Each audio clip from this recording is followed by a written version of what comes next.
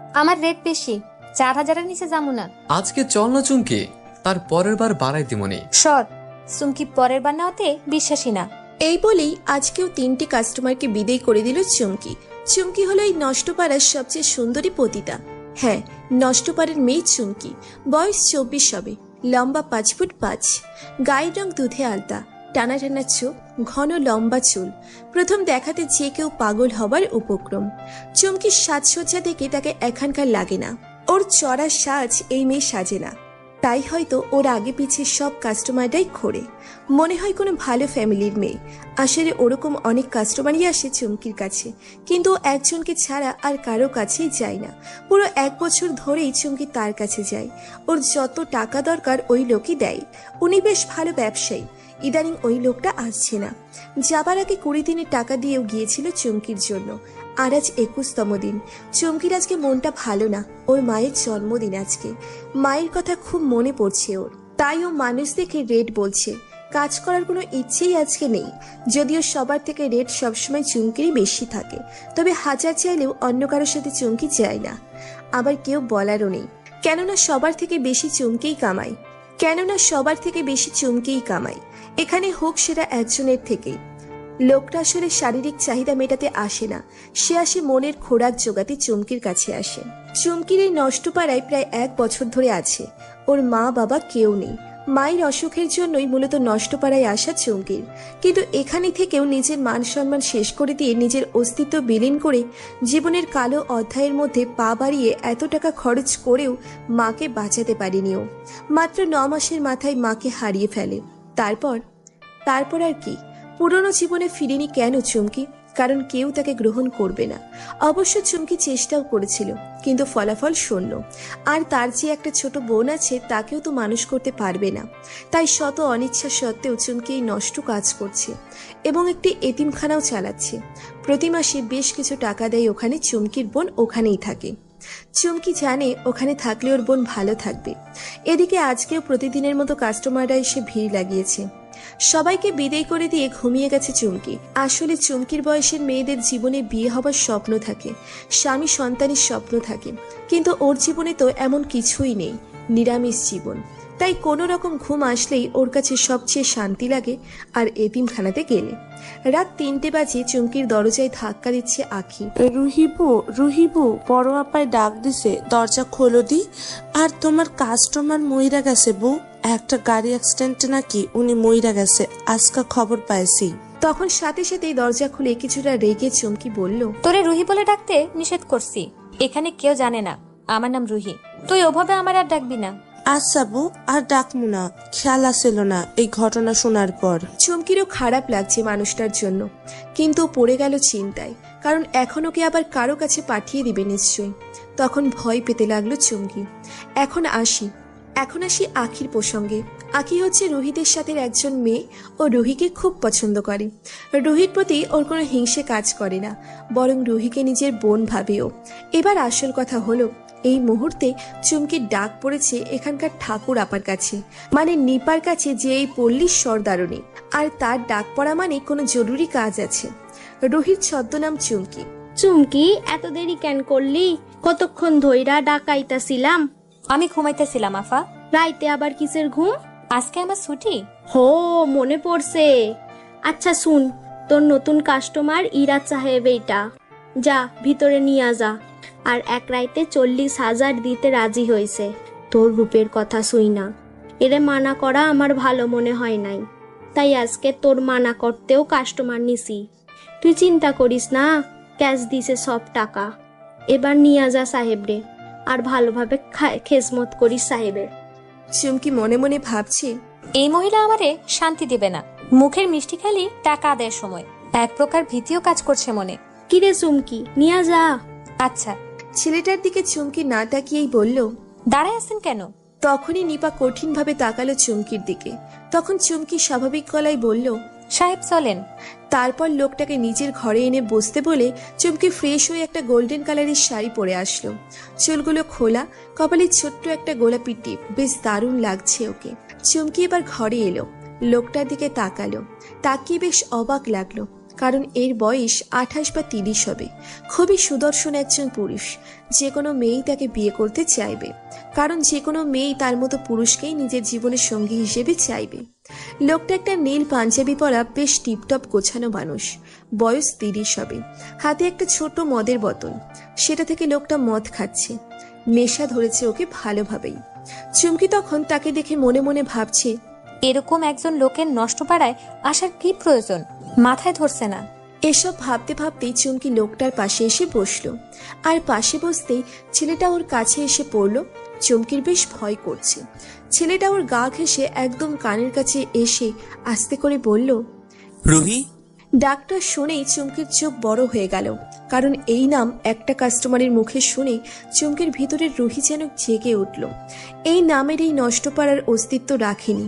আজ প্রথম কেউ ওর অপরিচিত ওকে এই নামে ডাক দিল। চুমকি তখন প্রশ্নবোধক দৃষ্টি নিয়ে তাকালো রাহুলের দিকে। রাহুল নেশায় ধুত, কিন্তু সে আবারও বলে উঠল, রুহি, এই রুহি, কথা বলো না কেন? চুমকির খুব কান্না পাচ্ছে। ও নিচের দিকে তাকিয়ে আছে। আরও মুখে কি বলবে, কী বা বলার আছে, তাই চুপ করে বসেই আছে মূর্তির মতো। কারণ ও তো চুমকি না, ও তো রুহি।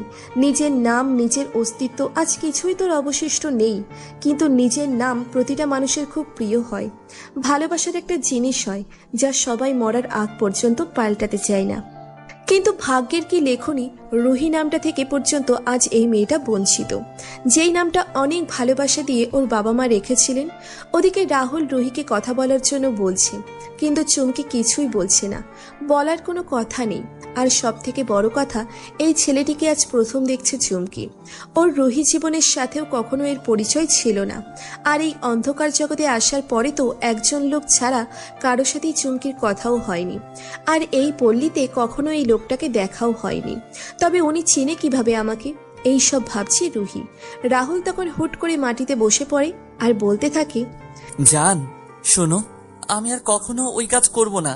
তুমি প্লিজ ফিরে আসো আমার জন্য, না হলেও আমাদের সেই স্মৃতিগুলোর জন্য ফিরে আসো। তুমি তো আমার রুহি, আমার বাচ্চার একমাত্র অবলম্বন তুমি। তুমি কি জানো না, তোমাকে ছাড়া আমি এক মুহূর্ত থাকতে পারি না। তাহলে তুমি কেন চলে গেলে আমাকে রেখে? প্লিজ চলে আসো আমার রুহি, আমি তো তোমার সব কথা শুনি। রুহি, প্লিজ রুহি। এরকম বলেই কান্না করছে রাহুল, খুব কান্না করছে। চুমকি তখন বুঝতে পারলো তার জীবনে নিশ্চয়ই কোনো প্রেমিকা ছিল, যার নাম রুহি ছিল, এবং লোকটা তাকে অসম্ভব রকমের ভালোবাসতেন। আর এই জন্যই লোকটা এভাবে কান্না করছে। চুমকি তখন রাহুলের কথাগুলো শুনে আঁচ করতে পারল ও কত কষ্টের মধ্যে আছে। রাহুলের অবস্থা দেখে ভালোই বোঝা যাচ্ছে ও যে পরিমাণে নেশা করেছে, ওর এখন ঘুম প্রয়োজন। তাই চুমকি রাহুলকে উঠিয়ে বিছানায় শুইয়ে দিয়ে পাশেই বসলো। কিন্তু রাহুল ঘুমাতে চাইছে না। ও চুমকির পায়ে মাথা রেখে কোমর জড়িয়ে ধরে চোখ বন্ধ অবস্থায় বলছে, আমাকে প্লিজ এভাবে ফেলে যেও না, আমি মরে যাব। Please Ruhi, please. এখন রাহুল হিতাহিত জ্ঞান কাজ করছে না। মনের কষ্টগুলো বের হয়ে আসছে। চুমকির মন বলছে এই কষ্টগুলো চাপা কষ্ট, কাউকে বলতে না পারা কষ্ট। আজকের চুমকি যদি আগের রুহি হতো, তবে এই মুহূর্তে স্বাভাবিক থাকতে পারতো না, কান্নায় ভেঙে পড়তো। কিন্তু এখন কান্না আসে না আগের মতো, কারণ এই দুনিয়ায় পা দেওয়ার পরের থেকেই জীবন্ত লাশ হয়ে গেছে রুহি। নতুন নামের সাথে নতুন মনও যেমন জন্মেছে ওর। কঠোর একটা মন, যা সম্পূর্ণ রূপেই খুব কঠিন, যেখানে কারোর জন্য মায়া, মমতা, ভালোবাসা কিছুই নেই। আর থাকবেই বা কিভাবে? এটা এমন একটা জগৎ যেখানে এসবের বিন্দুমাত্র জায়গা নেই। এদিকে রাহুল ঘুমিয়ে পড়েছে। চারিদিকে আলো ফুটে উঠেছে। চুমকির এই সময় ঘুমানোর কথা, কিন্তু কেন যেন আজ ঘুম পাচ্ছে না। চুমকি খেয়াল করলো রাহুলের ঘুমন্ত মুখটার দিকে, দেখতে বেশ মায়াবী। চুমকির খুব জানতে ইচ্ছে করছে আসল ঘটনা কি ঘটেছে এই ছেলেটির জীবনে। তার কান্না, দুঃখ এসব কেন যেন মিথ্যে মনে হচ্ছে না। মনে হচ্ছে এর কষ্টগুলো খুব প্যারা দেয়, শান্তি দেয় না একটুও। কিছুক্ষণ পর চুমকি উঠে পায়চারি করছে, আবার বসে থাকছে। এভাবে করতে করতে সকাল 9টা বেজে গেল। রাহুলের ঘুম ভাঙল। সেই সময় চুমকি দাঁড়িয়ে আছে খাটের কোণে। রাহুল উঠে বসে চুমকির দিকে তাকিয়ে মিষ্টি একটা হাসি দিয়ে সামনে এসে ওর হাতটা ধরে বলল, বাসায় চলো প্লিজ, আমি সব পেমেন্ট করে দিচ্ছি। তোমার আর এই জাহান্নামে থাকা লাগবে না। আমি জানতাম না তুমি এরকম একটা নরকে বাস করছো। আমাকে মাফ করে দিও পারলে, কিন্তু আগে বাড়ি চলো। কথাগুলো বলতে বলতে রাহুলের যেন চোখগুলো লাল হয়ে গেল। চুমকি আরো আশ্চর্য হয়ে গেল, যে লোকটার হুঁশ আসার পরেও আমাকে বাড়ি ফিরতে বলছে এবং অন্য কেউ ভাবছে, আবার নামও আমারই বলছে। ব্যাপারটা চুমকিকে বেশ এলোমেলো করে দিচ্ছে। তখন চুমকি বলল, আপনি কাকে বলছেন কথাগুলো? আমাকে বলছেন? তুমি ছাড়া এখানে আর কে আছে? আমি আপনাকে চিনি না, কখনো দেখিওনি। আর আমাকে একটু ক্লিয়ার করে বলবেন প্লিজ, আপনি আসলে কি বোঝাতে চাচ্ছেন? আর আমি আপনার রুহি না, আমি চুমকি। তুমি আমার ওয়াইফ এন্ড দ্যাটস এনাফ। অনেক বেশি বলছো তুমি। আমার উপর তোমার অভিমান থাকতে পারে, কিন্তু তার মানে তো এটা না যে তুমি আমাদের সম্পর্ক অস্বীকার করে ফেলবে। আমি ম্যানেজারকে কল দিচ্ছি, কিছুক্ষণের ভিতরে সব ফর্মালিটি কমপ্লিট হয়ে যাবে আর আমরা বাসায় ব্যাক করতে পারবো। তুমি চেঞ্জ করে আসো, আমিও ফ্রেশ হয়ে নিচ্ছি জান। এই বলেই রাহুল তার ম্যানেজারকে কল দিয়ে বলল, ম্যানেজার, সব ব্যবস্থা করো। একবারের জন্য জাস্ট ইন 10 মিনিট আমার ওয়াইফকে আমি এই নরকে সহ্য করতে পারছি না। চুমকি তখনও ঠাই দাঁড়িয়ে আছে এসব কথা শুনে, আর রাহুলের দিকে দেখছে। তখন রাহুল জিজ্ঞেস করলো, বাথরুম কোথায়? চুমকি হাত দিয়ে ইশারা করে ডান দিকে দেখালো। তারপর রাহুল ফ্রেশ হতে চলে গেল। এরই মাঝে কে যেন চুমকির দরজায় কড়া নাড়ল। চুমকি দরজা খুলে দেখে নিপা দাঁড়িয়ে আছে। কোনো কাম আছে আফা? আমারে ডাক দিতেন। যা, তৈরি হইয়া আয়, তোর তো আজকা এখানে শেষ দিন। মানে তুই এই সাহেবের লগে যাবি এখনই। কেন আফা? এখন থেইকা তুই তোর সাথেই থাকবি রে, তোর কপাল খুইলা গেছে গা, জলদি যা। ঠিক তখনই রাহুল ফ্রেশ হয়ে বের হয়। নিপা রাহুলকে দেখে একটা হাসি দিয়ে বলল, সাহেব, কালকে রাতে কোনো কষ্ট হয় নাই তো? না, অনেকদিন পর শান্তির ঘুম ঘুমিয়েছি। আমরা এখন বের হতে হবে। রুহি, তুমি ফ্রেশ হয়ে আসো তাড়াতাড়ি। তখন নিপার দিকে তাকালো চুমকি। নিপা ইশারায় বলল যেতে। চুমকি ফ্রেশ হতে গেল আর ভাবছে, নিপা এত সহজে আমাকে ছেড়ে দিল? নিশ্চয়ই এ সাহেব অনেক টাকা দিছে, না হলে নিপা এত ভালো না। কিন্তু উনি আমাকে নিতে কেন চাচ্ছে? আমার মতো এমন একটা মেয়ে প্রতি রাতে কিছু টাকা দিলেই উনি পেয়ে যাবে, তবে একেবারে কেন নিতে চাচ্ছে? কারণটা কি কিছুই বুঝতে পারছি না। প্রায় 10 মিনিট পর চুমকি ফ্রেশ হয়ে এলো। হলুদ একটা শাড়ি পরা, ভেজা চুলগুলো কোমরের নিচ পর্যন্ত আছে। কোনো সাজ নেই চেহারায়, কিন্তু এতই সুন্দর লাগছে যেন একটা পরী দাঁড়িয়ে আছে। রাহুল তখন ফোনে কথা বলছিল। তখনই চুমকি বের হয়েছে, আর রাহুল ফোন রেখে এক দৃষ্টিতে চুমকিকে দেখছে। আর আশেপাশে কি হচ্ছে না হচ্ছে এসব কিছুই যেন মাথায় খেলছে না। চুমকি এর মাঝে একবারও তাকালো না রাহুলের দিকে। বাথরুম থেকে বের হবার পরে একবার শুধু আর চোখে রাহুলের দিকে তাকিয়েছিল, তারপর আর তাকায়নি। এরপর চুমকি আলমারির কাছে গেল সব কাপড় গোছানোর জন্য। রাহুল তখন ওর কাছে গিয়ে হাতটা ধরলো। চুমকি তখন তাকিয়ে দেখলো রাহুলের দিকে। প্রশ্নবোধক নজর নিয়ে তখন রাহুল বলল, কি করছো? কাপড় গুছাই, যাওয়া লাগবে না? হ্যাঁ জান, যাওয়া লাগবে, তবে এগুলো কিছুই নেওয়া লাগবে না। ওই যে দেখো, তোমার নতুন একটা শাড়ি আমি আনিয়ে রেখেছি, সাথে ব্লাউজ, এক সেট গহনা আর কিছু মেকআপের জিনিসও আছে। তুমি তৈরি হয়ে নাও, কেমন? এই বলে রাহুল আবার কাকে যেন ফোন দিল। চুমকি ব্যাগটা খুলে দেখলো কি সুন্দর শাড়ি, গহনা, বেশ দামিও জিনিসপত্রগুলোর। সব জিনিস বের করে দেখার পর রাহুলের দিকে ও আবার তাকিয়ে দেখলো আর মনে মনে বলল, আসলে কি এগুলো আমি নিজে পারবো? রাহুল তখন কান থেকে ফোনটা সরিয়ে বলল, তুমিই পরবে এগুলো, পরে আসো তাড়াতাড়ি প্লিজ জান। চুমকির খুব অবাক লাগলো। ও মনে মনে বলল, সাহেব শুনলো কিভাবে? থাক, আপাতত মনে মনে কথা বলা বন্ধ করে তাড়াতাড়ি তৈরি হয়ে আসি, না হলে এবার বকা দিতে পারে। ঠিক 10 মিনিটে চুমকি তৈরি হয়ে গেল। এবার ওদের বের হবার সময় হয়ে গেল। চুমকি রুম থেকে বের হয়ে দেখলো আখি দাঁড়িয়ে আছে। চোখে পানি এসে গেছে ওর। বউ, তোমারে অনেক মনে পড়বো, আমারে ভুইলা যাইবা? না রে আখি, আমি তোরে কিভাবে ভুলবো? তুই তো আমার সুখে দুঃখে ছিলি, সারা জীবন তুই আমার আপন বোনের মতন। সাহেব, রুহি বউয়ের খেয়াল রাখেন। আখি, তুমি চিন্তা করো না। ভালোভাবে থাকিস, সাহেবের খেদমত করিস ঠিক মতো। চুমকি শুধু মাথা ঝাঁকিয়ে বলল। রাহুলের গাড়ি এসেছে। ওরা দুজন এবং রাহুলের ম্যানেজার সহ বের হয়ে গেল নষ্টপাড়া থেকে চুমকির জীবনের নতুন অধ্যায়ের সূচনা করতে। এখন তো আর এই চুমকি নামের প্রয়োজন নেই, কেননা ওকে যিনি নিয়ে গিয়েছেন তার কাছেও রুহি। তবে রাহুলের ম্যানেজারকে চুমকি আগে থেকেই চেনে। এই লোক প্রায় আখির কাছে আসতো। এই মুহূর্তে রুহির খুব ভালো লাগছে, আবার একই চিন্তাও লাগছে যে আসলে ওকে নিয়ে কই যাচ্ছে উনি। আবার উনি ওকে নিজের প্রেমিকার মতো করে বোধন কেন করছে? কিছু কি জিজ্ঞাসা করবো তাকে, নাকি করব না? একদম দ্বিধায় পড়ে গেল রুহি। পরেও ভাবলো যাই হবে, যেই নরকে ছিলাম এর চেয়ে তো খারাপ আর কিছু হতে পারে না। ম্যানেজার তখন রাহুলকে বলল, স্যার, আমি আসার সময় খাবার নিয়ে আসছি। আপনি আর ম্যাডাম তো কিছু খাননি এখনো? না, খাইনি, খাবার দাও। এরপর রাহুল খুব যত্ন করে খাবারের প্যাকেটটা খুলে রুহির মুখের সামনে নিয়ে বলল। আমি তোমাকে খাইয়ে দেই। রুহি কি বলবে ঠিক বুঝে উঠতে পারছে না। রাহুলের চাহনিতে এত মায়া যে রুহি না বলতে পারল না। মাথা ঝাঁকিয়ে বলল। রাহুল রুহিকে খাইয়ে দিচ্ছে। রুহির ভালো লাগছে, কেউ তার মতো একটা মেয়েকেও এভাবে যত্ন করছে। আর এমনিতেও সকাল থেকে যেন শখটি পাচ্ছে ও। ওকে খাইয়ে রাহুল নিজেও খেয়ে নিল। তারপর ম্যানেজারকেও জিজ্ঞেস করলো ও খেয়েছে কিনা। ম্যানেজার বলল খেয়েই এসেছে সকালে। প্রায় 12টার দিকে বিশাল এক বাড়ির সামনে এসে গাড়ি থামলো। রাহুল তখন রুহিকে বলল, বের হও রুহি, আমাদের বাসায় এসে গেছে। রুহি দেখলো কি বিশাল বাড়ি, বাইরে থেকেই লাগছে যেন এক মহল। তখন ম্যানেজার বলল, ছোট সাহেব, আপনি খুশি তো? I am really happy. আজকে তুমি না থাকলে আমি আমার রুহিকে কখনো খুঁজে পেতাম না। থ্যাঙ্কস আ লট। রুহি তাকিয়ে আছে তাদের দিকে, ও কিছুই বুঝতে পারছে না। এরপর রাহুল, রুহি আর ম্যানেজার সবাই বাসার ভিতরে প্রবেশ করলো। বাড়ির ভিতরটা বেশ সুন্দর করে গোছানো।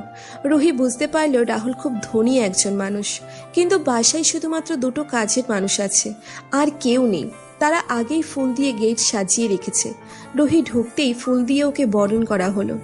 কাজের লোকগুলো বেশ পরিষ্কার পরিচ্ছন্ন। দুইজনই রুহিকে ভালোভাবে দেখছে। এর মধ্যে বড় একটা কাজের মহিলা আছে। উনি বলে উঠল, আগে শুনেছিলাম সুন্দরী, এখন দেখি সত্যি অনেক সুন্দরী। ম্যানেজার তখন তার দিকে ইশারা করে চুপ করতে বলল। বুড়ি চুপ করলো, কিন্তু খুশিতে ওর চোখগুলো যেন চিকচিক করছে। তারপর বুড়ি এসে রুহির হাত ধরে নিজের গালে লাগিয়ে বলল, মালকিনের সুস্বাগতম। আপনি সাহেবকে আর কান্না করতে দিয়েন না, আর কোনো কষ্ট পেতে দিয়েন না। কখনো সাহেবকে ছেড়ে যাবেন না। রুহি তাকিয়ে দেখছে, কিছু বলার মতো খুঁজে পাচ্ছে না। তখনই অন্য কাজের মেয়েটা একটা থালা নিয়ে আসলো আলতা ভর্তি, এবং রুহির পায়ের কাছে রেখে বলল, এখন প্রবেশ করুন ভাবি। রুহি চমকে ওঠে ভাবি ডাক শুনে। ঠিক তখনই রাহুল ওর হাত ধরে এবং ওরা একত্রে ভিতরে প্রবেশ করে। রুহি ভিতরে ঢুকছে আর ওর পায়ের চিহ্ন পড়ছে সাদা কাপড়ের মধ্যে। রাহুল খুব যত্ন করে রুহির হাত ধরে রেখেছে। মনে হচ্ছে এই হাত খুব আপন কারো হাত, যার উপরে বিশ্বাস রাখা যায় চোখ বন্ধ করে। রুহির যে এসব ভালো লাগছে এটা ও নিজেও বুঝতে পারছে না। ভেতরে আসার পরে রাহুল বলল, ফ্রেশ হয়ে নাও রুহি। আচ্ছা। ঘরে চলো তাহলে। টুনি, তোর আবির ভাইয়ার জন্য কিছু স্ন্যাক্স নিয়ে আয়। আবির, তুমি বসো, আজকে লাঞ্চ করে যাবা। আর ঝুনু খালা রান্না হইছে? সাহেব, রান্না শেষ। রুহি শুধু চুপচাপ দাঁড়িয়ে আছে, কিছুই বলছে না। রাহুল তখন রুহির দিকে তাকিয়ে একটা হাসি দিয়ে বলল, যান চলো। আচ্ছা। তারপর রুহি আর রাহুল দুজনেই উপরে চলে গেল। নিচে ঝুনু, টুনি আর আবির বসা, তাদের কথোপকথন। বাবা, তুমি যদি আজকে না থাকতে তাহলে আমাদের সাহেবের মুখে এই হাসি আর দেখতে পেতাম না। খালা, স্যার আমাদের জন্য অনেক অনেক করছে। ওনার জন্য এইটুকু কোনো ব্যাপারই না। আমাদের এই পদক্ষেপটা দুজন মানুষের জীবনও সুন্দর হয়ে যাবে। জানেন খালা, এই রুহি মেয়েটা অনেক ভালো। জীবনে অনেক ঘাত প্রতিঘাত সহ করতে হয়েছে ওর। ছোট ভাবি কি জানে পুরো ঘটনা? না, আমি তাকে কিছুই বলার সময় পাইনি। তাহলে তো তাকে সব জানানো দরকার, না হলে ভাইয়ার সামনে উনি উল্টাপাল্টা কিছু বলে দিলে। তখন আবির আর ঝুনু খালা দুজনেই সম্মতি দিল টুনির কথাতে। অন্যদিকে রুহিকে নিয়ে রাহুল নিজের ঘরে প্রবেশ করলো আর বলল, আজকে তুমি এখানে ফ্রেশ হও। তোমার রুম গোছানো লাগবে। ডেকোরেশন চেঞ্জ করতে দিছিলে না? সবই হয়ে গেছে, বাট পরিষ্কার করা লাগবে। কি হলো রুহি? কথাগুলো কিছুতেই রুহি মিলাতে পারছে না। এরপর ঘরে ঢুকতেই যেন রুহি আরো চমকে ওঠে, কারণ রুহি এরকম কিছু দেখার জন্য ও মোটেও প্রস্তুত ছিল না। রুহি দেখলো বেডের ওপরের ওয়ালে রুহির আর রাহুলের ছবি লাগানো, বেশ বড় একটা ছবি, যেখানে রুহির সামনে আর রাহুল ওকে কোমর জড়িয়ে ধরে রেখেছে। ওরা দুজনে বেশ হাসি খুশি। রুহির যেন মাথা ঘুরে গেল, কারণ এই মেয়েটা তো ও না, আর জীবনে কখনো রাহুলকেও দেখেনি। ও যেন এক গোলক ধাঁধায় পড়ে গেল। এসব কি হচ্ছে কিছুই বুঝতে পারছে না। তখন রাহুল বলল, আগে তুমি যাও ফ্রেশ হতে, তারপর আমি যাচ্ছি। তোমার সব কাপড় আমি নতুন আনিয়েছি, সবগুলো টুনি মেবি লন্ড্রি করে চোপার লেফট সাইডে রেখেছে। গুছিয়ে তুমি ফ্রেশ হয়ে নাও। আচ্ছা। এরপর আলমারি খুলেই রুহি দেখলো অনেকগুলো কাপড় আর গহনা এবং বিভিন্ন মেকআপের সামগ্রী। রুহি তখন একটা বেগুনি শাড়ি বের করে ওয়াশরুমে গিয়ে পরে নিল। এরপরে ওয়াশরুম থেকে বের হয়ে ড্রেসিং টেবিলে বসে শাড়ির সাথে ম্যাচিং ইয়াররিং, চুড়ি, লিপস্টিক পরে ফেলল। রুহি রেডি হচ্ছে আর রাহুল ওর দিকে তাকিয়েই আছে। রাহুলের এক ধরনের নেশা কাজ করে ওকে দেখলে, মনে হয় ওকে দেখতেই থাকি সারাদিন। অবশ্য রুহিকে খুব দারুণ লাগছে দেখতে। সাজসজ্জা শেষ হবার পরে রুহি চুলগুলো বাঁধে নিল, তখনই পেছন থেকে রাহুল বলে উঠল, এরকমই রাখো, চুল বাঁধার দরকার নাই। আচ্ছা। বাই দ্য ওয়ে, আমার পরিয়া তো ভালো হয়ে গেল কি করে? আমি এখনো বসে আছি ফ্রেশ না হয়ে, আর আপনি আমাকে কিছুই বলছেন না। আপনি ফ্রেশ হয়ে আসেন। ওকে। এই বলে রাহুল চলে গেল বাথরুমে। তারপর রুহি হেঁটে হেঁটে ঘরটা দেখছে। বেশ সুন্দর টিপটপ ভাবে সাজানো হয়েছে ঘরটা। রুহি অনেকটাই বিস্মিত। কাল রাত থেকে কি সব হচ্ছে, এগুলো কেন হচ্ছে কিছুই ওর মাথায় খেলছে না। সে সময় কে যেন দরজায় কড়া নাড়ল, দরজা ফেরানো ছিল। বাইরে থেকেই একজন মেয়ে বলল, ভাবি ভেতরে আসতে পারি? রুহি বলল। দেখলো টুনি এসেছে। ভাবি ভাই কি বাথরুমে? হুম। আপনার সাথে একটু জরুরি কথা ছিল, যদি কিছু মনে না করেন একটু নিচে আসবেন প্লিজ। আচ্ছা চলো। 1 মিনিট ভাবি। এই বলেই টুনি রাহুলের বাথরুমের সামনে গিয়ে বলল, ভাই আমি একটু ভাবিকে নিচে নিয়ে যাচ্ছি, আপনাকে জানিয়ে গেলাম। এটা বলেই টুনি রুহিকে নিচে নিয়ে আসে। নিচে আবির, ঝুনু খালা সবাই আছে। ঝুনু খালার হাতে কিছু একটা দেখা যাচ্ছে বইয়ের মতো। তারা রুহিকে দেখতেই বসতে বলে। তারপর আবির বলল, আপনি মেবি চিন্তিত যে এসব কি হচ্ছে আপনার সাথে, তাই না? আমি ঠিক বুঝলাম না। এই যে স্যারের এভাবে আপনাকে নিয়ে আসা এবং সবার সামনে ভাবি বলে সম্বোধন করা। হুম। তাহলে আমরা এখন আপনাকে সব খুলে বলছি, তবে আপনি আগে এই ফটো অ্যালবামটা দেখেন। এটা আমাদের রাহুল স্যারের। রুহি ফটো অ্যালবামটা নিল। অ্যালবামের উপরে লেখা মি উইথ মাই লাভ। তারপর অ্যালবামটা খুলে দেখতে শুরু করলো রুহি। দেখলো একের পর এক রাহুলের ছবি, সাথে রুহির মতো একটা মেয়ের ছবি। রুহি অ্যালবাম দেখছে একবার, তারপর আবার একবার আবির, ঝুনু, টুনি ওদের দিকে তাকাচ্ছে। রুহির বুঝতে বাকি নেই যে ওর মতো চেহারার এই মেয়েটি কিন্তু এই মেয়ে, রুহি না। লাস্ট যে ফটো সেটা রাহুলের আর ওই মেয়ের এঙ্গেজমেন্টের ছবি, যেই ছবির পিছনে লেখা my oxygen Maya, I love you more than anything. রুহির ছবি দেখা শেষ। তারপরেই টুনি অ্যালবামটা নিয়ে নিল রুহির থেকে। রুহি একদম অবাক যে একজন মানুষের মতো ও অবিকল, অন্য একজন মানুষও হয়, এটা কিভাবে সম্ভব? রুহির মাথায় ধরছে না এই ব্যাপারটা। সে কিছুই মেলাতে পারছে না। ঠিক ওই মুহূর্তেই রাহুল নিচে আসলো। রাহুলকে দেখে আবির বলল, স্যার, অফিসে কিছু জরুরি ডকুমেন্ট আছে যেগুলা আপনার একবার দেখা লাগবে। আমি কালকেই আপনাকে মেইল করে দেখছিলাম, একবার যদি দেখে নিতেন তাহলে আমি। আচ্ছা তাহলে চলো স্টাডি রুমে। আর রুহি, তুমি চাইলে একটু ঘুমিয়ে নিতে পারো, আমি কিছুক্ষণ পরে আসছি। আচ্ছা ঠিক আছে, আপনি যান। এরপর আবির আর রাহুল স্টাডি রুমে চলে গেল। রুহির মনে হাজার হাজার প্রশ্ন ঘুরপাক খাচ্ছে। রুহি চিন্তায় ডুবে গেছে। ভাবি। রুহির ঘোর ভাঙল টুনির ডাকে। তখন রুহি বলল, আপনারা আমাকে একটু বলবেন আসল ঘটনাটা কি? আমি একদম বুঝতে পারছি না। বলছি, ঘটনা শুরু হয়েছিল আরো 3 বছর আগে থেকে। এই ছবিগুলোতে যেই মেয়েটিকে দেখলেন রাহুল ভাইয়ার সাথে, ওনাকে রাহুল ভাই ভালোবাসতো। শুধু ভালোবাসতো না, তাদের বিয়েরও কথাবার্তা চলছিল। রাহুল ভাইয়ের বিজনেস পার্টনারের মেয়ে ছিল মায়া ভাবি। মায়া ভাবি তার বাবা মায়ের একমাত্র মেয়ে ছিল। আর আমাদের রাহুল ভাই আর মায়া ভাবির রিলেশনের ব্যাপারটি সবাই খুশি মনে মেনেও নিয়েছিল। রাহুল ভাইয়ের মা বাবা তাকে ছোট রেখেই মারা গিয়েছিলেন। আর মায়া ভাবির মা বাবা রাহুল ভাইয়ের সাথে পরিচয় হওয়ার পর থেকে রাহুল ভাইকে নিজের সন্তানের মতো করে দেখতেন। সবই খুব সুন্দরভাবে চলছিল। তারপর গত বছরের প্রথম দিকে রাহুল ভাই আর মায়া ভাবির এঙ্গেজমেন্ট হলো খুব ধুমধাম করে। এরপরে তারা সবাই মিলে মালয়েশিয়ার ট্রিপে গিয়েছিলেন। সেখানে একটা বাংলাদেশি ছেলের মায়া ভাবিকে পছন্দ হয়ে যায়। ওই লোক একটা গুন্ডার মতো ছিল। মায়া ভাবিকে প্রপোজ করে বসে। ভাবি রাগের মাথায় ওকে বেশ অপমান করে এবং থাপ্পড় দেয়। এরপর বাংলাদেশে আসার পরে এই ঘটনা সবাই ভুলে যায়, কিন্তু এরপর যেন আমাদের অশান্তি শুরু হয়ে যায়। আমাদের সুখের পরিবারটাও অসুন্দর হয়ে যায়। ভাবির বাবার সকল বিজনেস নষ্ট হয়ে যায়, তারা খুব ভেঙে পড়ে। কিন্তু রাহুল ভাই তাদের যথেষ্ট সাপোর্ট করতেন। এরপর তারা রাহুল ভাইয়ের বাসায় এসে থাকা শুরু করলেন। তখন রাহুল ভাইয়ের যেন ভালোবাসা আরো বেড়ে গেল ভাবির জন্য। খুব বেশি আহ্লাদ করতেন তাকে। ভাইয়ের পুরো দুনিয়া একদিকে আর ভাবি একদিকে। ভাই যে কি পরিমাণ ভালোবাসতো ভাবিকে, এটা যেন না দেখে কেউ বিশ্বাস করবে না। আমরা দেখেছি, তাই আমরা জানি। ভাবিদের অবস্থা পড়ে যাওয়ার কারণে ভাই সিদ্ধান্ত নিলেন যে বিয়েতে বেশি দেরি করা যাবে না। তাই তাদের বিয়ে ঠিক করা হলো মাত্র 2 মাস পরে, মানে মে মাসের দিকে। তারপর একদিন রাহুল ভাই খুব বেশি ব্যস্ত ছিলেন, সারাদিন বাড়িতে ফিরতে পারেনি। রাতে মায়া ভাবি রাহুল ভাইকে ফোন দিয়ে বলে যে সবাই মিলে মায়া ভাবির বান্ধবীর হলুদ সন্ধ্যায় যাবে, কিন্তু রাহুল ভাইয়ের কিছু জরুরি কাজ ছিল, তাই উনি যেতে পারেনি। তারপর মা বাবা সহ মায়া ভাবি বিয়েতে গেল। তার কয়েক ঘন্টা পরে ফোন আসে যে ভাবিদের গাড়ির অ্যাক্সিডেন্ট হয়েছে আর ওদের অবস্থা খারাপ। রাহুল ভাই এ খবর পেয়ে তার অবস্থাও পুরো যায়। কেমন যে একটা অবস্থা হয়েছিল সেটা আপনাকে আমরা মুখে বলে বোঝাতে পারবো না। আর তখনই আমরা সবাই মিলে হসপিটালের উদ্দেশ্যে রওনা হলাম। সাথে আবির ভাইও ছিলেন।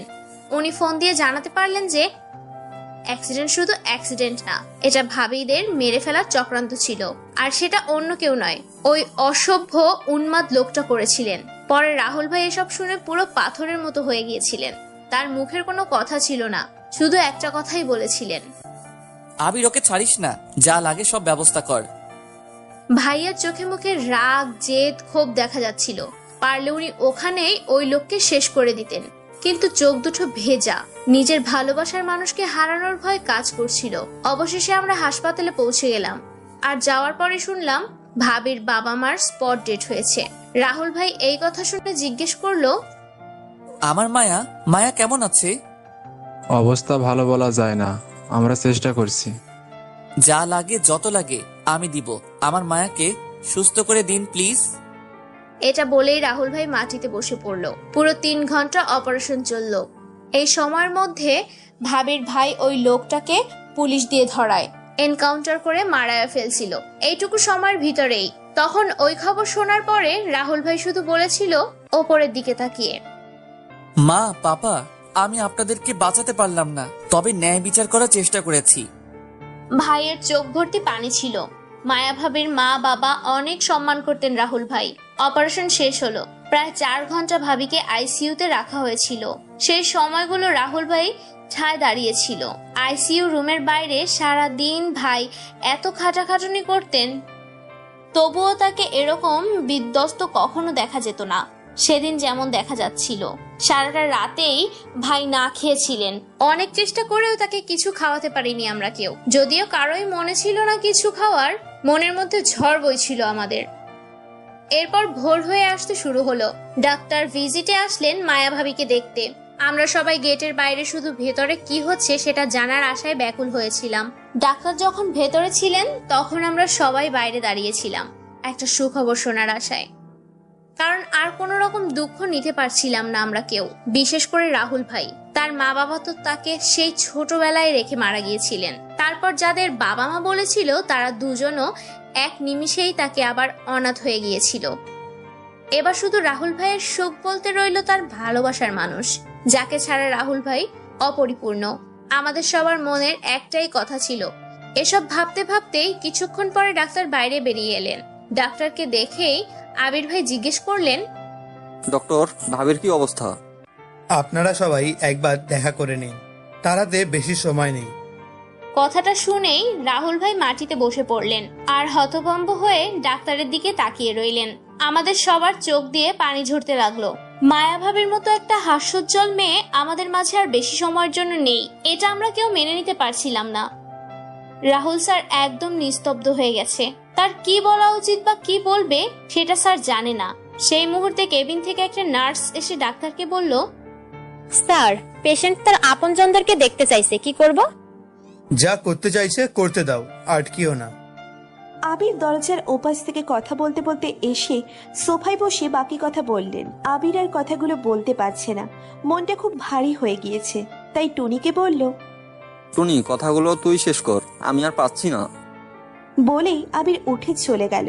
তারপর টুনি আবার শুরু করলো।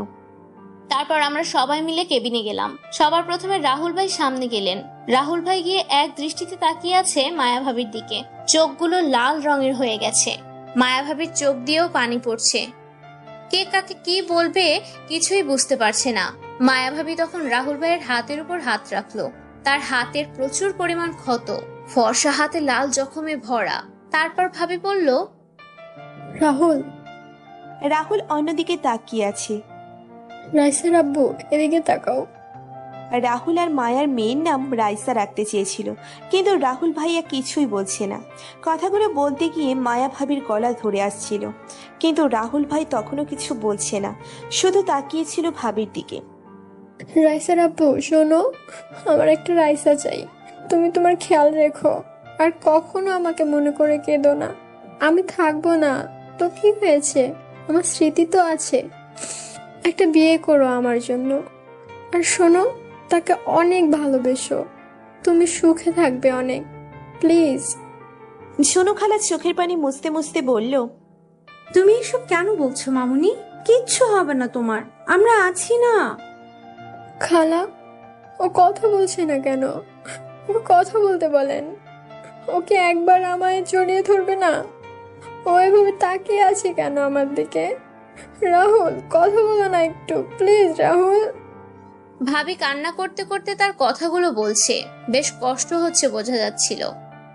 ভাই একটু কথা বলেন, ভাবি কতবার ডাকতেছে, এভাবে চুপ করে থাকবেন না। বাবা, মায়ামণি কান্না করছে, আপনার মায়ামণি একটাবার কথা বলেন। আমায় একা ফেলে চলে যাবে? তোমার পাগলকে রেখে চলে যাবে? আমার ভালোবাসা তোমার কাছে কিছুই ছিল না? রাহুল, একটাবার আমায় জড়িয়ে ধরো, জাস্ট একটাবার।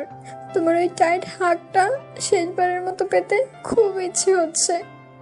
ভাবি উঠতে চেষ্টা করে, তখন আমি ভাবিকে উঠিয়ে দেই, আর রাহুল ভাই তাকে জড়িয়ে ধরে। পাগলের মতো জাস্ট জাপটে ধরছিল, একদম অন্তরে ঢুকিয়ে ফেলতে চেষ্টা করছে যেন। ভাবির চুলগুলো সব ভাইয়ার বারবার হাতাচ্ছিল, আর কেঁদে কেঁদে দুজনেই গা ভাসাচ্ছে। অনেকক্ষণ এভাবেই ভাবিকে ধরে রেখেছে ভাইয়া। আমরা সবাই কান্না করছিলাম। এরকম এক দৃশ্য দেখে নিজেকে স্বাভাবিক রাখা কারো পক্ষেই সম্ভব ছিল না। মায়া, তুমি জানো তোমাকে ছাড়া আমি থাকতে পারি না। আমি যে বেঁচে থেকেও মরে যাব। প্লিজ মায়া, আমাকে একা ফেলে যেও না। আমাকে এত বড় সাজা দিও না। তুমি ছাড়া তো রাহুল অপূর্ণ। মায়া আছে তো রাহুল আছে, মায়া নেই তো রাহুলও নেই। তোমাকে দিয়ে আমার শুরু, আর তোমাকে দিয়েই আমার শেষ। আল্লাহর কাছে তো আমার একটাই চাওয়া মায়া, যখন থেকে তোমার সাথে পরিচয় হয়েছিল, যে তুমি আর আমি যেন একসাথে অনেক সুখে থাকতে পারি। মায়া কান্না করতে করতে বলল, আমিও পারবো না তোমায় ছাড়া থাকতে।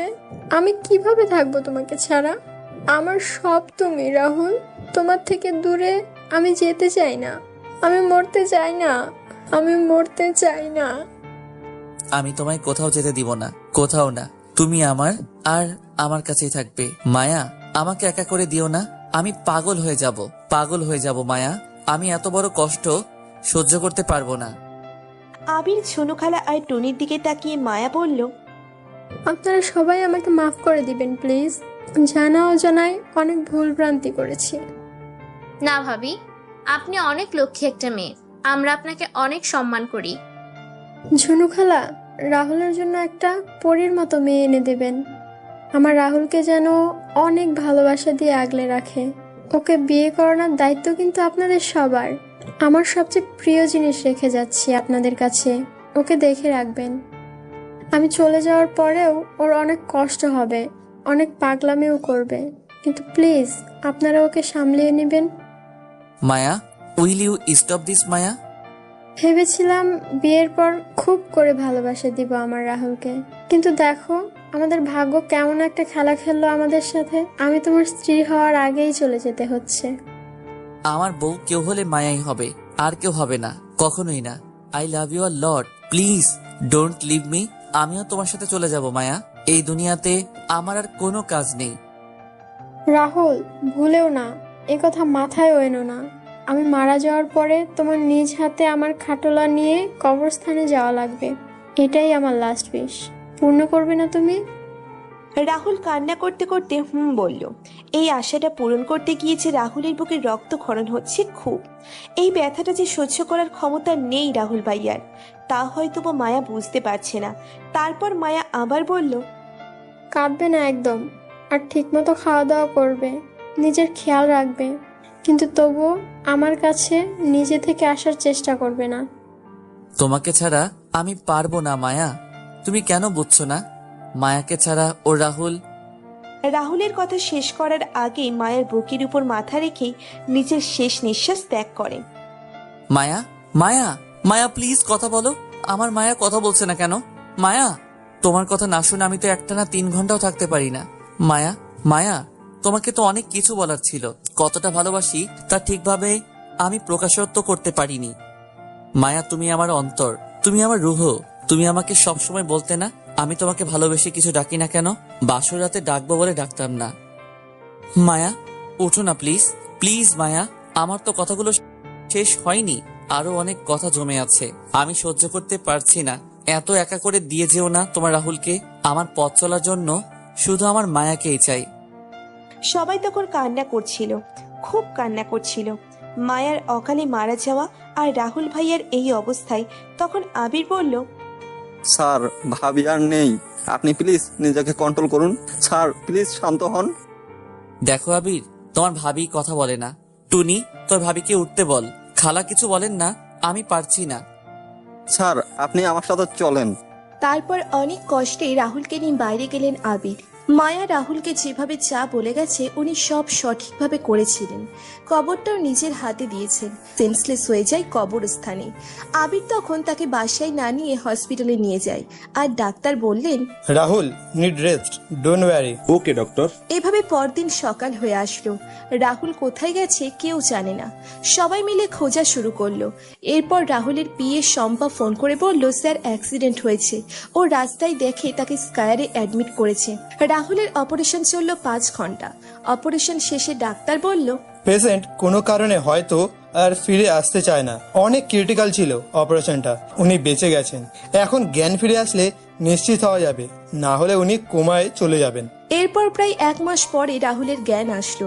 আসার পরে রাহুল সব ভুলে গেছিল, প্রায় 2 বছরের সব কিছু। মায়ার স্মৃতি তো মনে আছে, কিন্তু এর পরের সেই কঠিন আর ভয়াবহ অতীত মনে নেই। ডাক্তার বলে দিলেন রাহুলকে পুরনো কিছু মনে করাতে চেষ্টা না করার। এখন এগুলো করতে চাইলে তার ব্রেইনে চাপ পড়বে, আর সেটা উনি নিতে পারবে না। আর তার জন্য অন্ততপক্ষে 1 বছর সময় নিতে হবে। এরপর আমরা প্রায় 2 মাস পর্যন্ত এটা সেটা বলে রাহুলকে বাসার সবাই বুঝিয়েছে, কিন্তু এটা আর সম্ভব হচ্ছিল না। পরে শম্পা আপু একটা প্রস্তাব দিল যে উনি নিজে সার্জারি করে ফেলবে মায়ার মতো রাহুলের জন্য, কারণ উনি রাহুলকে ভালোবাসতো। প্রথমে আমরা সবাই না করি, কিন্তু পরে আর উপায় না পেয়ে আবির আর ঝনু খালা মিলে ঠিক করলো শম্পার কথাই হবে। কারণ রাহুলের হয়তো বুঝে যাচ্ছে এমনিতেও রাহুল মায়ার পায়ের হাঁটতেও বুঝতে পারতেন, এবং চোখ বন্ধ থাকা অবস্থাতেও বলতে পারতেন মায়া সামনে আসলে। আর শম্পা তার থেকে পুরো আলাদা ধরনের ছিল। উপায় না পেয়ে তার কথাতেও সবাই রাজি ছিলাম। এর ঠিক 5 দিন পরে অপারেশন। এমন সময় আবির চুমকিকে দেখেছে। দেখে আবির চুমকির পুরো খোঁজ খবর নিয়েছে এবং চুমকিকে বাসায় নিয়ে আসে। রাহুল মায়াকে রুহু বলতেন আগে, কারণ তার পরিচয় যখন 1 বছর তখন রাহুল মায়াকে অন্তর বা রুহু নামেই ডাকতেন, আর চুমকিরও নামও রুহি। সব মিলিয়ে পরিস্থিতি কিছুটা শান্ত। রুহির চোখ ভরা পানি, খুবই কষ্ট লেগেছে এরকম ভালোবাসার এরকম একটা মর্মান্তিক পরিণতি শুনে। রুহি তো নিজ জীবনে ভালোবাসা পায়নি, পতিতাদের জীবনে ভালোবাসা আসেও না, কিন্তু যেই মানুষটা নিজের ভালোবাসার মানুষকে এত বেশি ভালোবাসতেন তাকে স্বাভাবিক করার জন্য রুহি মনস্থির করলো সে নিজে থেকে যা পারবে, যা করার দরকার সবই করবে।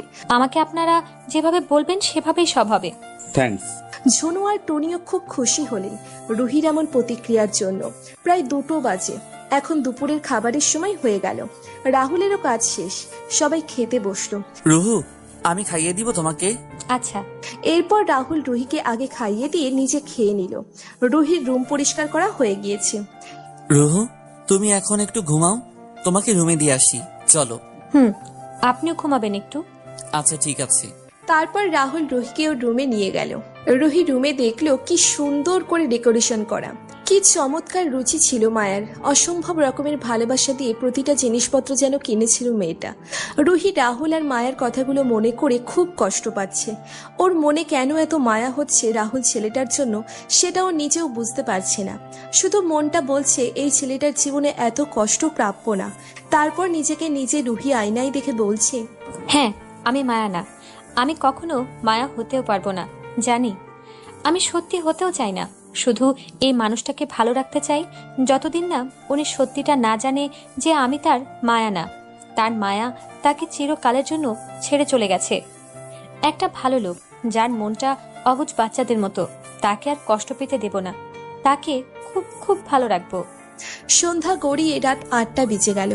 রুহিও আজ অনেক অনেক দিন পরে চিন্তামুক্ত আরামের একটা ঘুম দিয়েছে। সে উঠতে উঠতে তাই দেরি হয়ে গেল। ওঠার পরে হাত মুখ ধুয়ে নিচে চলে গেল। গিয়ে দেখলো বাসায় রাহুল নেই। শম্পা এসেছে রুহিকে দেখতে আর মায়ের ডেথ সার্টিফিকেটগুলো ঝুনু খালার কাছে দিতে। কিসের যেন একটা দরকারের জন্য এগুলো অফিসের কাছে লেগেছিল। তখন রুহিকে দেখে শম্পা বলল, আপনি দেখতে একদম মায়া ম্যাডামের মতো, তাই তো কপাল খুলে গেছে। না হলে আপনার মতো নিম্নমানের মেয়ের এরকম বাসে থাকার ভাগ্য কি আর হয়? রাহুল স্যারের মতো লোকের কাজের মানুষ হবার যোগ্যতা আপনার মতো মেয়ের নেই। তবে আমি একটা জিনিস চিন্তা করছি, একটা নষ্টামিকে কি সত্যিটা জানার পর রাহুল স্যার তার বাসায় আশ্রিত হবার পর্যন্ত জায়গা দিবে? শম্পা আপা, আপনি এভাবে কথা বলতেছেন কেন? উনি আসার পর থেকে আমাদের রাহুল ভাই হাসি খুশি থাকা শুরু করেছে। রাহুল ভাইয়ের খুশি থাকাটাই আমাদের জন্য সবচেয়ে জরুরি। হ্যাঁ, আমিও চাই স্যার ভালো থাকুক, বাট এমন নিম্নমানের মেয়ের সাথে অ্যাটলিস্ট স্যারকে মানায় না। একটা কথা বলি আপনাকে, আমি এখানে রাহুল সাহেবের বউ হতে আসিনি। উনি আমাকে আমার জায়গাটা থেকে তুলে এনেছেন তার মায়া ভেবে।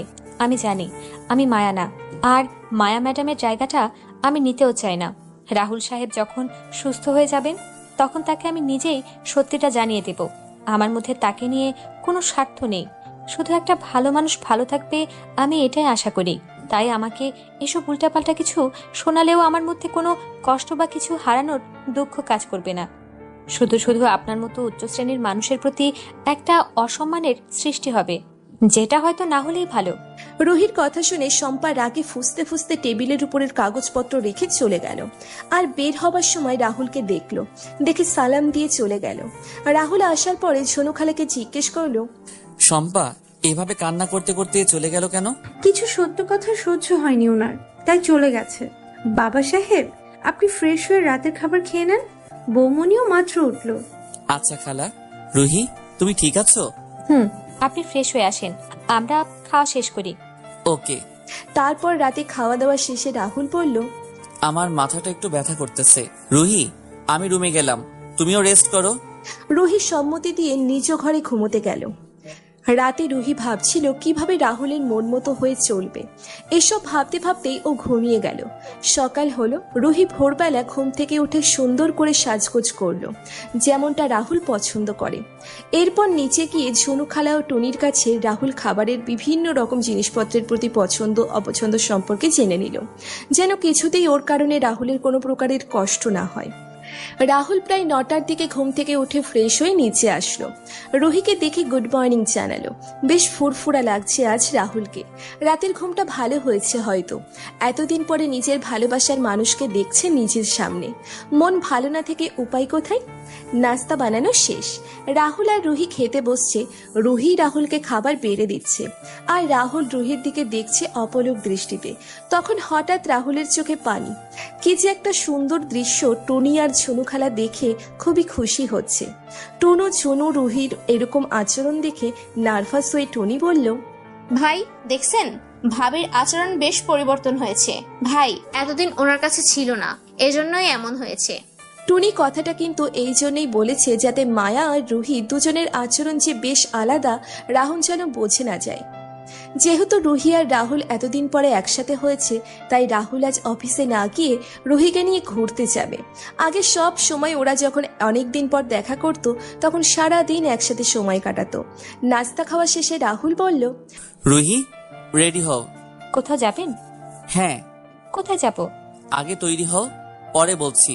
আর পিঙ্ক কালারের একটা শাড়িতে দেখতে চাই আমার সুন্দর পরীকে। আচ্ছা। ঝুনুখালা আর টনি খুবই খুশি হয়েছে রাহুলকে সুখে দেখে। রাহুল আবারও নতুন জীবন শুরু করবে, এটা তো এদের দুজনেরই স্বপ্ন ছিল। তারপর রুহি খুব সুন্দর করেই তৈরি হয়ে আসলো, আর রাহুল ব্লু কালারের একটা শার্ট পরেছে, চুলগুলো স্পাইক করেছে, বেশ দেখাচ্ছে। রুহি যেন রাহুলকে দেখে খুব তৃপ্তি পাচ্ছে। ওকে দেখলে রুহির মধ্যে কি যেন একটা জাদুর মতো কাজ করছে। তখন রাহুল সামনে এসে রুহিকে বলল, কি দেখছো? কিচ্ছু না। তারপর রাহুল আর রুহি দুজনেই মিলে এয়ারপোর্টের পাশে একটা লেক আছে, যেটা রাহুলদের বাসা থেকে খুব বেশি দূরে না। ওরা রওনা দিল। গাড়িতে ওঠার পর ঝিরিঝিরি বৃষ্টি হচ্ছিল। রুহি আর রাহুল দুজনেই চুপ হয়ে আছে। রুহি গ্লাস খুলে বাইরের দিকে তাকিয়ে আছে, আর রাহুল কিছুক্ষণ পরে রেডিও অন করলো। রেডিওতে পুরনো গান বেজে ওঠে। রুহি, তুমি ঠিক আছো? হুম। জায়গাটা সুন্দর না? খুব সুন্দর একটা শান্তি লাগছে এখানে আসার পরে। রুহি, তোমাকে একটা কথা বলি। বলেন। না থাক, আজ না, অন্যদিন বলবো। এভাবে প্রায় 1 ঘন্টা পরে ওরা বাড়ি ফিরে এলো। এরপরে এভাবে দিন যেতে লাগলো। রুহির কোনো কিছুর কমতি হতে দেয় না রাহুল। রাহুলও খুব বেশি যত্ন করে রুহিকে। প্রায় 1 মাস পার হলো এরকম করেই। 1 মাস পরে রুহিকে আবারও সেম জায়গায় নিয়ে আসলো রাহুল। আজকেও আকাশটা মেঘলা, ঠিক সেই দিনের মতোই। তারপর রাহুল বলল, তোমাকে কিছু বলার ছিল, যেটা সেদিন বলা আমার কাছে ঠিক মনে হয়নি। জি বলেন। জানো রুহি, আমাকে কোনো কিছু জিজ্ঞেস করতে হলে বা প্রমিস নিতে হলে এখানে নিয়ে আসতো আমার মায়া। আমার মায়া এই জায়গাটা খুব ভালোবাসতো, তাই এই জায়গাটার সাথে আমার এত বেশি অ্যাটাচমেন্ট কাজ করে। এটা বলেই রাহুলের চোখ বন্ধ করে নিল। তখন রাহুল চোখ থেকে কয়েক ফোঁটা পানি পড়ল। রুহি প্রচুর ভয় পেয়ে গেল রাহুলের এমন কথা শুনে। ওর মুখে কোনো কথা আসছে না। এরকম একটা সিচুয়েশনে রুহির কি বা বলা উচিত, আর রাহুলই বা কিভাবে সব জানলো? রুহির মাথায় কিচ্ছু আসছে না। রুহির হাত পা ঠান্ডা হয়ে আসছে। তখন রাহুল আবার বলল, জানো রুহি, আমার মায়া খুব অভিমানী একটা মেয়ে ছিল। ওর মতো আহ্লাদি মেয়ে খুব কম হয়। ওর মনটা একদমই বাচ্চাদের মতো নিষ্পাপ ছিল, কখনো কারো খারাপ চিন্তা করতো না। আমি মায়াকে খুব বেশি ভালোবাসতাম, তাই এইভাবে আমাকে ছেড়ে চলে গিয়েছে। রুহি ভয়ে ভয়ে প্রশ্ন করলো, আপনি মানে কিভাবে জানলেন? রুহি, যেদিন আমি তোমাকে প্রথম দেখেছিলাম সেদিন আমি নেশায় ঘুরেছিলাম। তখন আমি তোমাকে আমার মায়া ভেবেছিলাম, মনে হয়েছিল তুমি আমার মায়া। কিন্তু যখন তোমাকে বাসায় আনলাম, এরপরে তোমার আচরণ, কথা বলা, এসব কিছুই আমার মনে হতো তুমি আমার মায়া না। কারণ মায়ার স্পর্শ আমি বুঝতাম, ও পাশে থাকলে আমি না দেখলেও বুঝতাম। কিন্তু কেন যেন তোমার কাছে থাকা আমার মনে ধরছিল না। যেদিনই আমি এসব ভাবছিলাম, কিন্তু কাউকে কিছুই বলিনি বা জিজ্ঞেসও করিনি, কারণ আমি শিওর ছিলাম না কোনো ব্যাপারেই। এরপর সেদিন যখন শম্পা আসলো বাসায়, আমি সব শুনে ফেলেছিলাম। এরপর দেখলাম আমার মায়ের ডেথ সার্টিফিকেট সোফার উপরে রাখা ছিল। সেদিন সারা রাত আমি ঘুমাইনি। এরপর আমি ডাক্তারের কাছে কাউন্সিলিং শুরু করলাম। আস্তে আস্তে আমার সব মনে হলো। তারপর ধীরে সুস্থে আমি সবকিছু মেনে নিলাম যে হ্যাঁ, আমার মায়া আর নেই, ও চলে গেছে। তাই এখন আর কান্না করি না, কষ্ট পাই না। তাহলে আপনি এতদিন আমাকে কেন বাসায় রেখেছিলেন? আমার মায়া অসহায়দের পাশে দাঁড়িয়েছে সারা জীবন। মায়া অনেক ভালো একটা মানুষ ছিল, ও আমার হবু বউ ছিল। এই জন্য বলছি না, তোমার মতো মেয়েদের জন্য ও একটা কিছু করতে চেয়েছিল, কিন্তু সময় পাইনি। আমি যদি সেদিন তোমাকে না রাখতাম, তাহলে হয়তো তোমার আবারও ওই অন্ধকার দুনিয়ায় ফিরে যাওয়া লাগতো।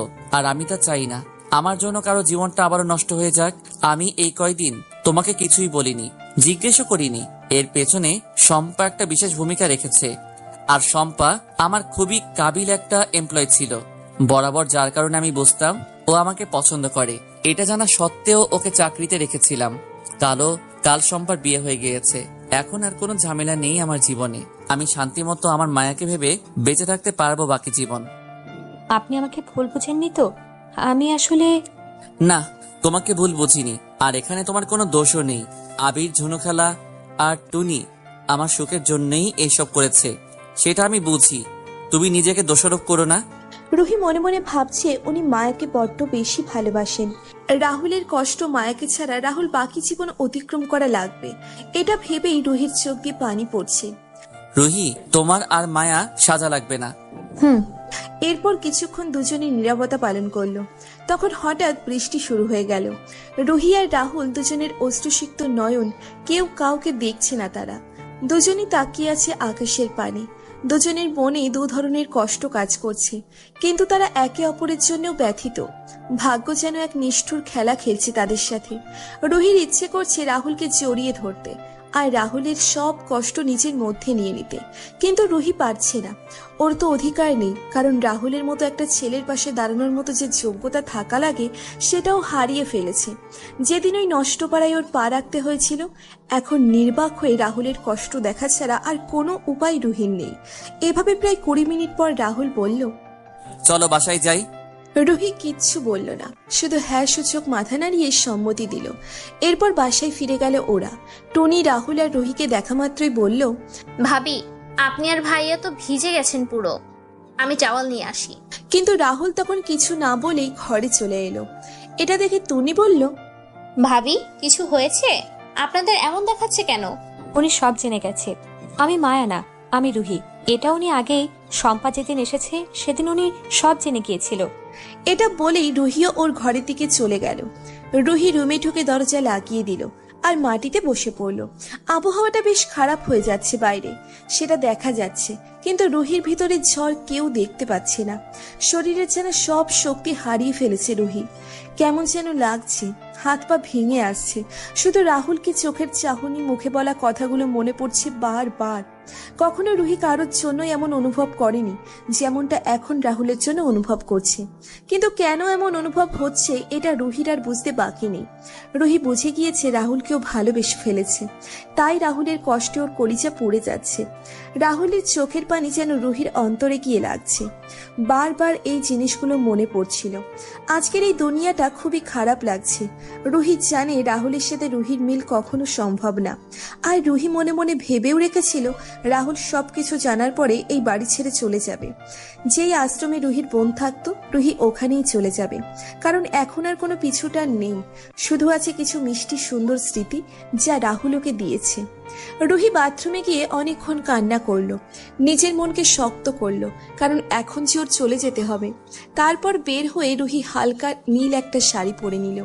চেহারাটা যে কত মলিন লাগছে, খুবই ক্লান্ত দেখাচ্ছে।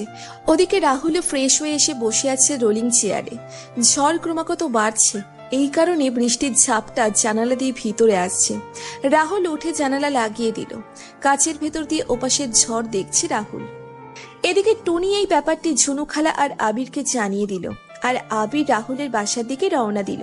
সবাই যেন চিন্তায় পড়ে গেল যে এখন কি হবে। রুহি এই কয়দিনেই নিজের ভালো ব্যবহার আর গুণের মাধ্যমে সবার মনে নিজের জন্য একটা জায়গা করে নিয়েছে। রাহুল আর রুহি যেন এক হয়ে যায়, বাসায় সবাই এটাই চায়। এদিকে রুহি আস্তে আস্তে করে নিচে নেমে এলো। রাহুলের সাথে আর থাকার জন্য রুহির ঠিক হবে না। রাহুলকে ছেড়ে যেতে রুহির খুব কষ্ট লাগছে, আর যদি রাহুলকে দেখে তাহলে রুহির চাওয়া হবে না।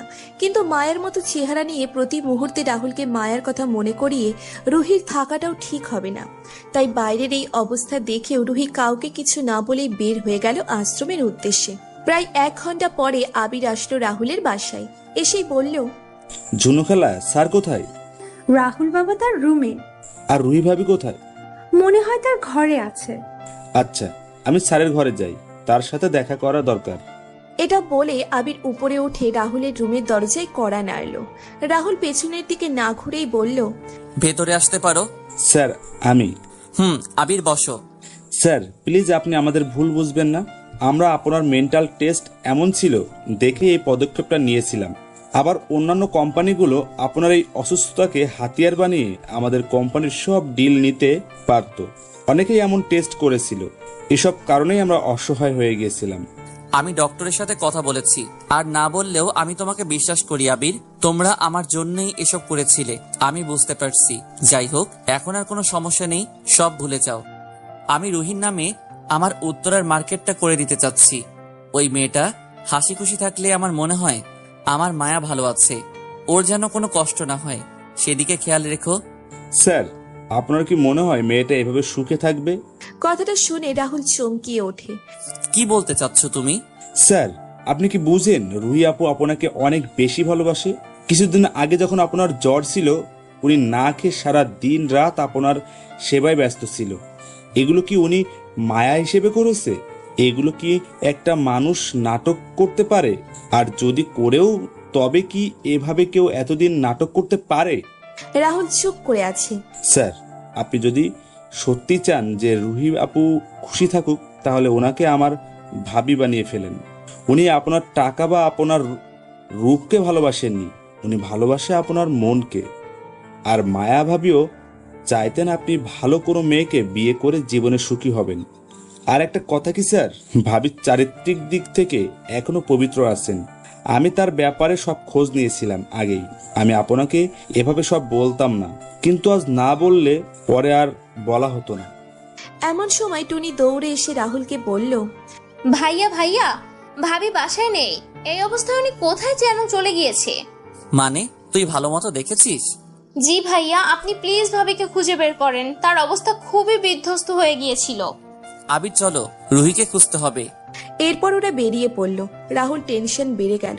অনেক সময় খোঁজার পরেও যখন রুহিকে পেল না, তখন ও রুহির আশ্রমে চলে গেল। এই আশ্রমের প্রতি রুহির একটা টান আছে, এটা রাহুল জানে। আশ্রমে গিয়েই রাহুল দেখলো রুহি ওখানেই আছে।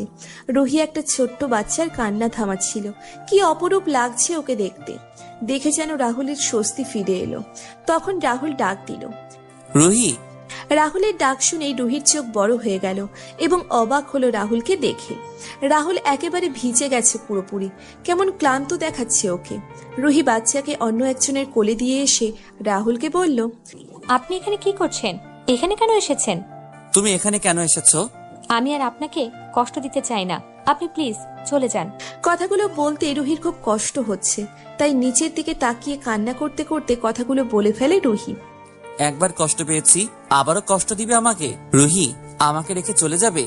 রুহি তখন রাহুলের দিকে তাকিয়েই রইল, কিন্তু মুখে কিচ্ছু বলছে না। রাহুল আবার বলল, তুমি আমাকে ভালোবাসো রুহি, আমি জানি। আমাকে রেখে তাহলে কেন চলে যাচ্ছ? আমি আপনার যোগ্য না। আমার মতো মেয়েদের জীবন কারো বউ হবার অধিকার নেই। আমরা শুধুই ভোগ্যপণ্য, কারো স্ত্রী হবার মতো সৌভাগ্য আমাদের নেই। রুহি, মানুষের মনের চেয়ে বড় শরীর না। আর আমি তোমাকে ওইভাবে কখনো বিচার করিনি।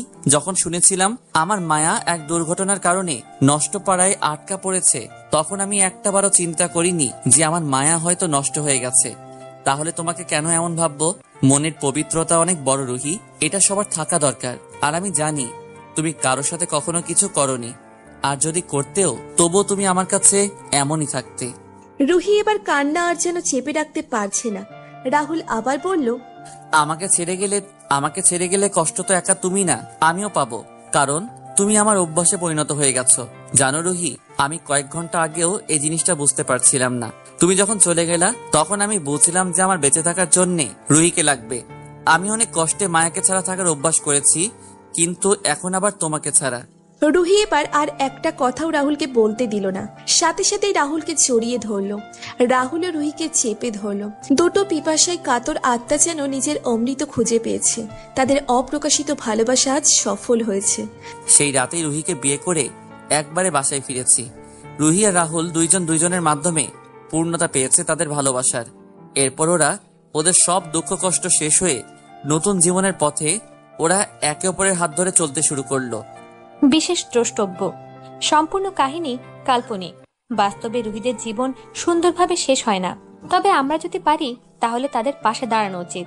কারণ আমার মনে হয় না কোনো মেয়ে নিজের স্বইচ্ছায় এসব কাজ করে। তাই আমাদের উচিত তাদের সাহায্য করা, অন্তত মনুষ্যত্বের জন্য হলেও। নতুন নতুন গল্প শুনতে আমাদের চ্যানেলটি সাবস্ক্রাইব করে বেল বাটনে ক্লিক করতে ভুলবেন না।